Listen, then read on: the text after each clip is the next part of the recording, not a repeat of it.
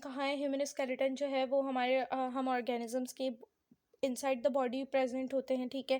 इनमें muscles attach होते हैं इनके बाहर, जो इस वजह से ये क्योंकि हमारी बॉडी के अंदर मौजूद है इसलिए ये एंडोस्केलेटन कहलाते हैं, ठीक है। कुछ ऑर्गेनिजम्स दूसरे फाइलम्स एनिमल्स में हमारे जो लिविंग ऑर्गेनिजम्स हैं उनमें कुछ फाइलम्स ऐसे हैं जो इनमें एक्सोस्केलेटन यानी कि उनकी बॉडी के बाहर स्केलेटन मौजूद होते हैं, लेकिन ह्यूमंस में जो स्केलेटन है वो क्योंकि उनकी बॉडी के अंदर मौजूद है इसलिए इनका स्केलेटन एंडोस्केलेटन कहलाता है, ठीक है। इसमें लिविंग टिश्यूज़ प्रेजेंट होते हैं, ठीक है। लिविंग टिश्यूज़ ग्रो करते हैं, जैसे जैसे ऑर्गेनिज्म ग्रो करता है ह्यूमन स्केलेटन के टिश्यूज़ भी ग्रो करते जाते हैं, ठीक है। बोन्स ग्रो होती जाती हैं, ये या तो कार्टिलेज से बना हुआ होता है स्केलेटन या बोन से बना होता है। ह्यूमन स्केलेटन जो वो डिफरेंट फंक्शंस परफॉर्म करता है और ये क्या करता है, हमारी बॉडी को सपोर्ट देता है। स्केलेटन के बगैर जो है वो हमारी बॉडी बिल्कुल फ्लैबी और शेपलेस होगी, यानी कि हमारी बॉडी जिस तरीके से पानी ही होता है कहीं पर भी जिस कंटेनर में डालो उस कंटेनर में ढल जाता है और बिल्कुल जिगजैग मतलब विदाउट एनी शेप, बिल्कुल उस तरीके से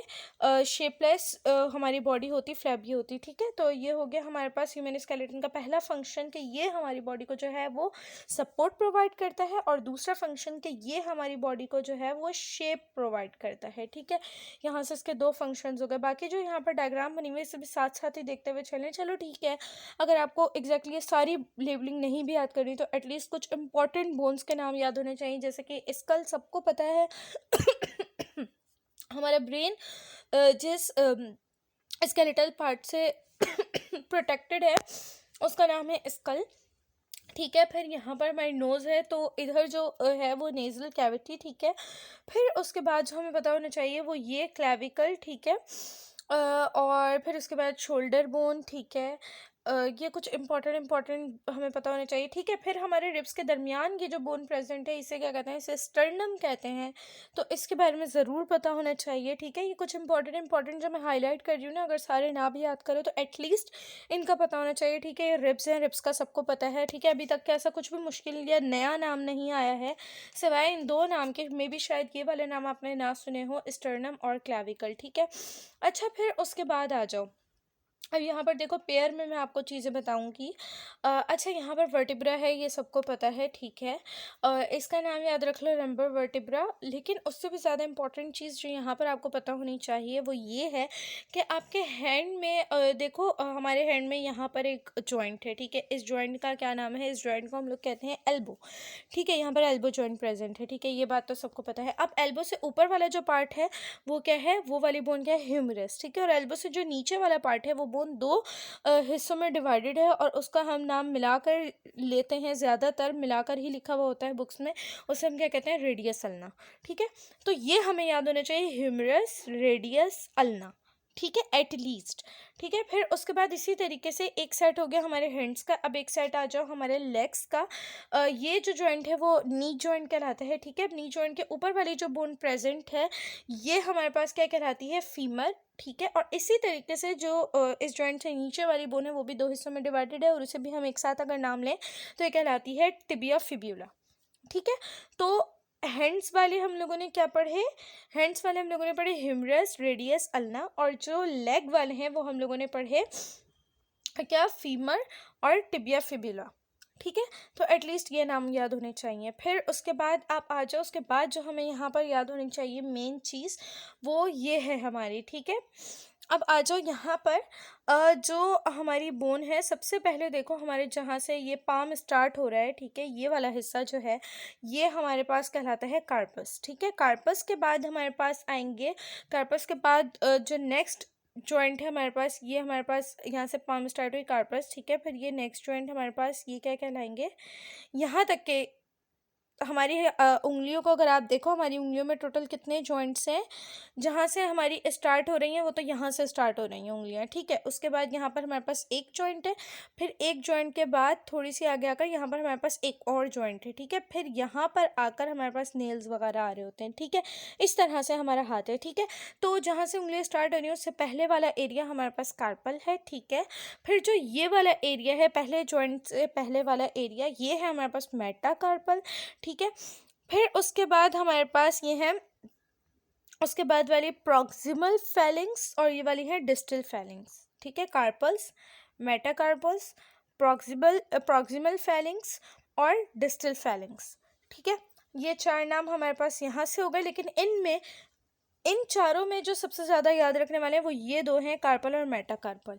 ठीक है, हैंड्स के जो हैं वो क्या है, कार्पल और मेटाकार्पल। कार्पल जहाँ से उंगलियां स्टार्ट हुई उससे पहले वाला एरिया, और मेटाकार्पल उंगलियां स्टार्ट होने के बाद पहले जॉइंट से पहले पहले वाला एरिया। ठीक है, कार्पल और मेटाकार्पल्स। ठीक है, फिर उसके बाद आ जाओ इसी तरीके से हमारे पाँव पे। ठीक है, अब हमारे पैरों में देखो, यहाँ पर हमारे पास प्रेजेंट होंगे टार्सल्स। ठीक है, और इसी तरीके से टार्सल्स के बाद यहाँ पर आएंगे मेटाटार्सल्स। अच्छा, यहाँ पर भी अगर देखा जाए distal feelings, middle feelings, proximal feelings, यहाँ पर भी फैलिंग्स मौजूद हैं, लेकिन यहाँ पर जो एक होता है वो टार्सल्स मौजूद होता है और एक मेटाटार्सल्स मौजूद होते हैं। मे बी इस बुक में थोड़ी सी चेंज जो है वो लेबलिंग हुई हुई हो, लेकिन बेसिकली जो यहाँ पर मेन डिफरेंस है हाथों और पैरों में याद रखने वाला, कार्पस, मेटाकार्पस, और टार्सल्स और मेटाटार्सल्स यहाँ पर प्रेजेंट होते हैं। ठीक है, बाकी फैलिंग्स दोनों में मौजूद हैं। ठीक है, यहाँ पर प्रॉक्सिमल और डिस्टल मौजूद है, सिर्फ यहाँ पर प्रॉक्सिमल, मिडिल और डिस्टल मौजूद है। इस तरीके से अगर आप डिफ्रेंशिएट करते हुए याद करोगे तो जितनी अभी तक के बोन्स के नाम मैंने आपको बताया, अगर आपको वो भी याद रह जाए तो it's more than enough for you, अगर ये टॉपिक आपके सिलेबस में इंक्लूडेड नहीं है तो। ठीक है, मूव करते हैं आगे। आगे अगर बढ़ें तो हम लोग जो है वो हमारे स्केलेटन के फंक्शंस देख रहे थे। हम लोगों ने देखा कि वो हमारी बॉडी को सपोर्ट प्रोवाइड करे, दूसरा हम लोगों ने देखा कि वो हमारी बॉडी को शेप प्रोवाइड करे। ठीक है, साथ ही साथ ये क्या करता है, मसल्स को अटैचमेंट के लिए सरफेस प्रोवाइड करता है। क्यों? क्योंकि हमारी मसल्स बोन्स के ऊपर प्रेजेंट होती हैं, बोन्स के ऊपर अटैच्ड होती हैं, और ना सिर्फ मसल्स को बल्कि लिगामेंट्स और टेंडन्स को भी ये सरफेस प्रोवाइड करता है अटैचमेंट के लिए। यानी कि हमारे मसल्स, लिगामेंट्स और टेंडन्स, ये तीनों ही चीज़ें हमारे बोन से अटैच्ड है, हमारे स्केलेटन सिस्टम से अटैच्ड है। उसके बाद ये 97% बॉडी का कैल्शियम और फॉस्फोरस जो है वो अपने अंदर स्टोर करते हैं। ठीक है, हमारी बोन्स, जैसे कि मैंने बताया कि हमारी बोन्स स्ट्रॉन्ग कब होंगी, जब उनमें ज़्यादा से ज़्यादा कैल्शियम मौजूद होगा। ठीक है, तो 97% हमारी बॉडी का कैल्शियम और फॉस्फोरस हमारे बोन्स में स्टोर होता है। ठीक है, फिर उसके बाद जो ब्लड सेल्स होते हैं वो बोन मैरो में बनते हैं। ठीक है, बोन मैरो जो बोन्स के अंदर हमारे मैट्रिक्स में प्रेजेंट है। ठीक है, बोन मैरो, और बोन मैरो से ही कहते हैं ना, जितनी ज़्यादा हड्डियाँ आपकी स्ट्रॉन्ग होंगी उतना ज़्यादा आप स्ट्रॉन्ग होगे, उतना ज़्यादा आप में ब्लड होगा, उतना ज़्यादा आपका मतलब ब्लड अच्छा होगा, आपका सर्कुलेटरी सिस्टम अच्छा होगा। ऑब्वियसली अगर ब्लड अच्छा है, सर्कुलेटरी सिस्टम अच्छा है, यानी कि बेसिकली जो मैं चीज़ यहाँ पर रिलेट कर रही हूँ वो ये है कि कहा यह जाता है कि आपकी बोन्स जितनी ज़्यादा स्ट्रॉन्ग होंगी आप उतने ज़्यादा स्ट्रॉन्ग होगे।